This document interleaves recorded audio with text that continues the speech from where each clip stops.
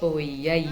Bom, eu sou Carol Catini, tenho 39 anos, vivo em Campinas hoje em função de um trabalho, né? Faz alguns anos que eu me tornei professora da Universidade Estadual de Campinas, mas nasci na Zona Sul de São Paulo e, em função de uma série de circunstâncias da vida, fui indo cada vez mais pro fundão da Zona Sul até chegar no Grajaú, onde eu vivi tempos muito importantes da minha vida, né?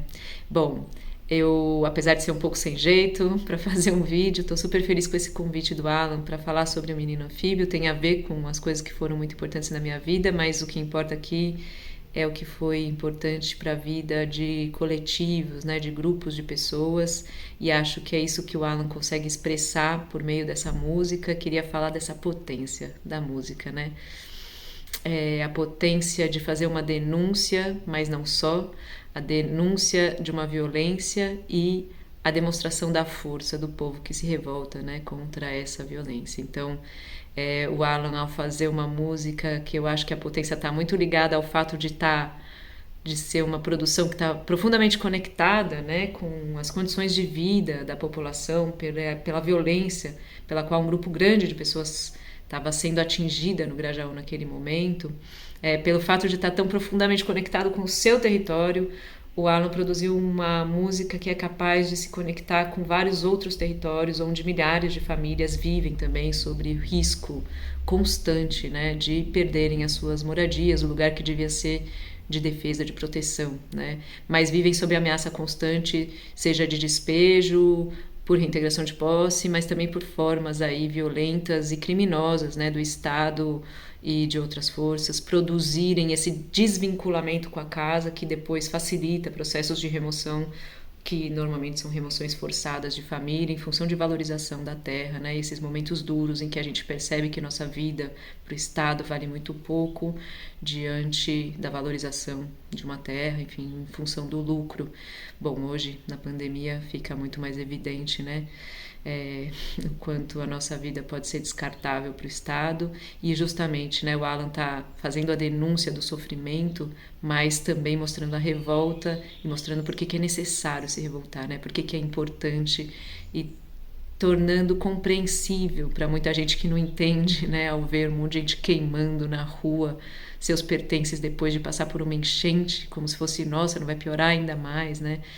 Não é necessário, né? É necessário colocar em gesto, né, essa revolta, e é uma revolta que se produz coletivamente. Mas essa é só a primeira potência, né, que eu queria salientar. Acho que tem uma outra aqui que talvez diga mais respeito a quem viveu o processo, porque é uma música, é como se a música retroalimentasse o próprio movimento real, né? Então ela entra na história, ela não é uma coisa à parte, assim, e justamente porque ela produz um conhecimento, né? Ela coloca em palavra, ela formaliza, ela dá forma para um movimento, para um processo, né? Que é feito em movimento, né? Então a própria imagem do menino anfíbio, para mim, já reflete isso, né?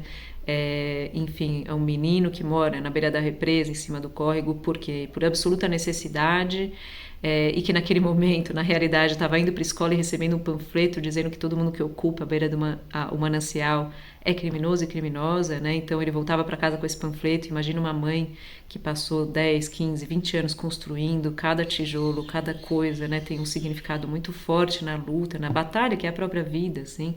E aí recebe de seu próprio filho, esse menino anfíbio, um panfleto como esse, e isso começa a movimentar um monte de coisas, né? A casa ser marcada, e depois vem assistente social, e depois o trator, enfim.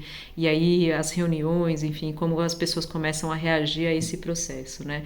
Então, é esse menino anfíbio que recebe essa violência, mas é esse menino anfíbio que se pergunta, diante da enchente, que estragou os colchões, que molhou os colchões, onde é que vai dormir o seu irmão, né? Ele também vai virar anfíbio? Bom, não, aí vem a força tática para prender o menino que queimou o seu colchão porque não quer mais ser anfíbio, né? Então, ela expressa esse movimento e ela retroalimenta o que estava acontecendo, né, na realidade mesmo. Então ela tem uma capacidade muito forte, né? E aqui, bom, acho que é a potência que eu gostaria de chegar, né? E eu vou falar isso a partir do Walter Benjamin, que é pensar a produção cultural como algo que precisa ser feito junto, né? junto da luta, junto de quem está sofrendo a violência e está combatendo ela, porque esse é o verdadeiro sujeito do conhecimento histórico, né? E não ao lado do povo. É importante se posicionar, né, ao lado do povo, mas quem consegue produzir uma coisa dessa está junto. Essa produção junta, assim, ela é capaz de retratar um momento histórico, né? Então, um momento histórico no sentido de capturar um momento decisivo na vida, que é o que o Walter Benjamin chama de um momento de perigo, né? Então, é um momento de perigo por quê? Porque diante de uma violência estatal, a gente pode reagir, a gente pode virar presa do nosso inimigo, né? E é isso que tende a acontecer o tempo todo, da gente ser de alguma forma amortecida a nossa revolta por uma resposta parcial, por uma ideia, né, de que alguém vai solucionar o nosso problema, ou do outro lado, o que seria o momento do perigo, que é a gente mesmo se constituindo num perigo contra o Estado, né? Que é a gente decidir se organizar. Então, acho que dá para ver esse movimento na própria música, né? Ao se manifestar, vem a força tática. Então, o Estado continua. E se o Estado só aparece por meio de uma obra no córrego mal feita, ou pela força tática, ou seja, só pela violência, é preciso que a gente seja, como diz a música, choro e solução ao mesmo tempo, né? É preciso que a gente arranque da nossa própria ação a solução para os nossos problemas e não fique esperando, né, do Estado, de qualquer salvador, de qualquer político, de qualquer pessoa que venha prometer a solução na próxima eleição.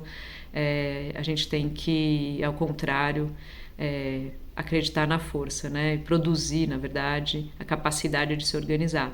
Sobretudo porque quem faz a ação direta sabe que ela tem efeitos, né, a gente tem conquistas, mas ela, para ter continuidade, a gente precisa estar junto, né? Porque a gente precisa produzir uma relação de confiança, uma relação que é produzida, né, nessa ação direta, mas ela está em constante movimento, né? Ela está em constante perigo de ser apropriada aí pelo inimigo. Então, eu acho que a música tem essa potência por ser também esse documento histórico, né? Que captura um momento, captura um processo nesse momento de perigo. Bom, então é isso, né? Acho que tem várias potências aqui que a música coloca pra gente, e acho que nesse momento, né, que a gente vive uma violência absurda, né, que a gente vive esse contexto brutal, né, da nossa vida, acho que se torna mais importante ainda, né, recolocar em circulação um pequeno fragmento, né, de formas aí de viver o sofrimento e de se juntar, né, contra ele, de produzir saídas por nossas próprias mãos. Então é isso. Ele quer solução.